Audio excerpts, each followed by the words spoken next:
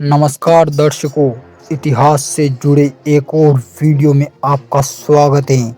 आज के वीडियो में हम बात करेंगे इतिहास की किताब से गुम हुए उस पन्ने के बारे में जिसका गवाह बना तुंगा का मैदान। तो आइए दोस्तों, चलते सन 1787 ईस्वी में, जब पूरे हिंदुस्तान पर मराठों का साम्राज्य स्थापित हो चुका था। उस समय मराठा शक्ति का नेतृत्व कर रहे थे महादजी सिंधिया। वहीं दूसरी ओर राजस्थान में मेवाड़ और जयपुर के राजा अभी तक मराठों के अधीन नहीं हुए थे। उस समय जयपुर के राजा थे प्रताप सिंह द्वितीय। महादजी शिंदे जयपुर को मराठा साम्राज्य में मिलाना चाहते थे, इसलिए उन्होंने जयपुर पर कर लगाना शुरू कर दिया, मगर राजा प्रताप सिंह ने कर देने से मना कर दिया।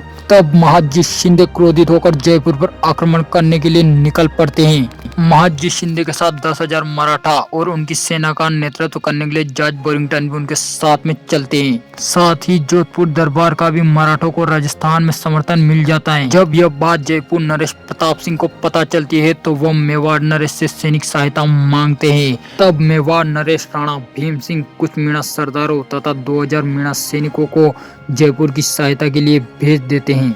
वहीं मराठा भी अपने लश्कर के साथ जयपुर के निकट पहुंच जाते हैं। जयपुर नरेश प्रताप सिंह भी युद्ध के लिए तैयारी कर चुके थे। जॉर्ज बोरिंगटन भी मराठों की लगभग 1/3 सेना का नेतृत्व कर रहे थे और मुख्य सेना की कमान महादजी शिंदे के हाथों में थी।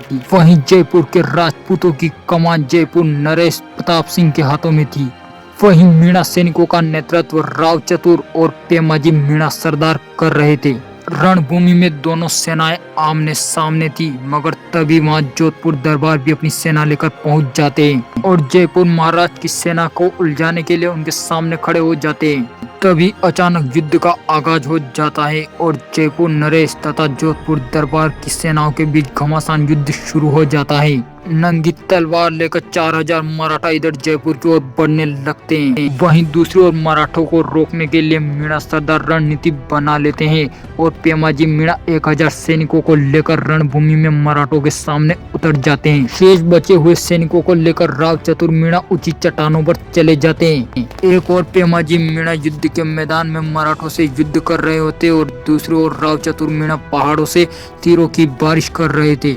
मराठों की हालत थोड़ी देर में खराब होते देख जोधपुर नरेश भी अपनी सेना को लेकर वहां से निकल जाता है और इसी बीच महादजी शिंदे को भी एक विषैला तीर लग जाता है और वो घायल हो जाते हैं।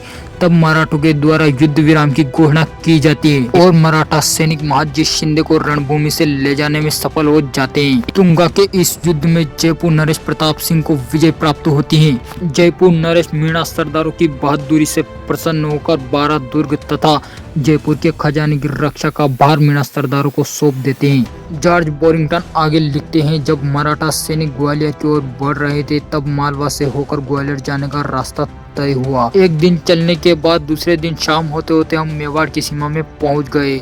तभी महादजी शिंदे ने सेना को विश्राम के लिए कहा, लेकिन अगले दिन ही कुछ मीणा सरदार अपने रीति रिवाजों का सम्मान करते हुए हमारी छावनी में प्रवेश करते हैं। सभी मीणा सरदार दिखने में हष्ट-पुष्ट थे। उनके पास धनुष बाण और खंजर थे। सभी ने पगड़ी ऊंची बांध रखी थी और पगड़ी के शीर्ष पर पक्षियों के पंख लगे हुए थे।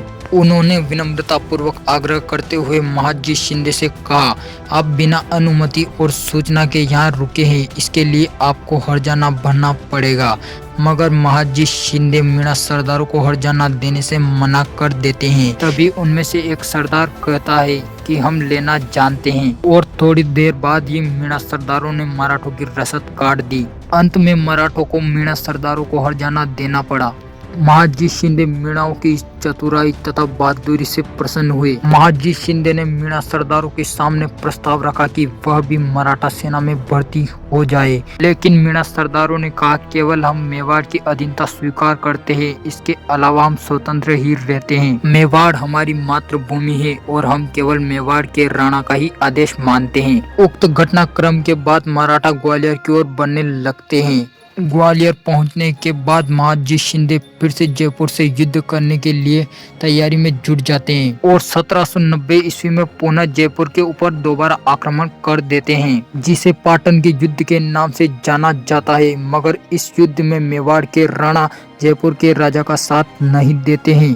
पाटन के युद्ध में मराठों से जयपुर के राजा प्रताप सिंह की हार हो जाती है और अंत में मराठों को वार्षिक कर देना निश्चित होता है तथा मराठों के अधीन रहकर सत्ता स्वीकार करना पड़ती है। तो दोस्तों, इस तरह तुंगा के मैदान में मावले मराठों और मेवाड़ी मीणाओं के बीच घमासान होता है और इस घमासान में मेवाड़ी मीणा मराठों को चने चबा देते हैं। तो दोस्तों, मीणा और मराठा दोनों ही लड़ाकू जातियां हैं। मराठा महाराष्ट्र में तो मीणा राजस्थान का मान है। अगर वीडियो अच्छा लगा हो तो वीडियो को लाइक जरूर कर दीजिएगा। मिलते हैं अगले वीडियो में। धन्यवाद।